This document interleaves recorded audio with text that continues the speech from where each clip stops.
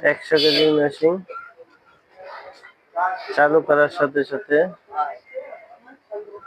Automatic প্লাসে load নিচ্ছে, কিন্তু আমি যখন এখানে চাপ দিচ্ছি নিচে তখন কিন্তু উপরে লোড নিচ্ছে না, অটোমেটিক উঠতেছে। দেখেন, যে জিনিসটা দেখানোর জন্য ভিডিও করলাম, এই দেখেন লোড সেলটা কভারিং করা, লোড সেল ঠিক আছে,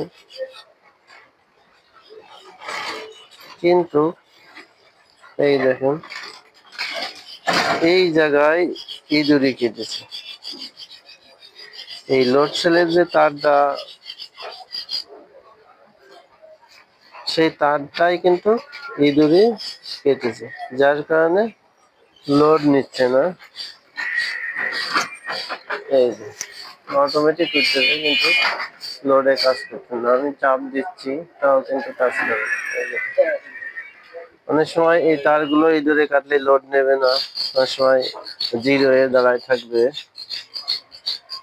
সেই ক্ষেত্রে আপনারা একটু খেয়াল করবেন যে লোড যখন নেবে না তখন তারের কোনো সমস্যা আছে কিনা।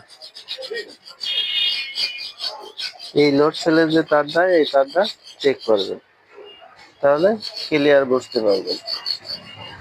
আমার ভিডিওটা একটু দেখবেন, একটু সাবস্ক্রাইব করবেন, এবং যারা কাজ শিখতে চাচ্ছেন আমার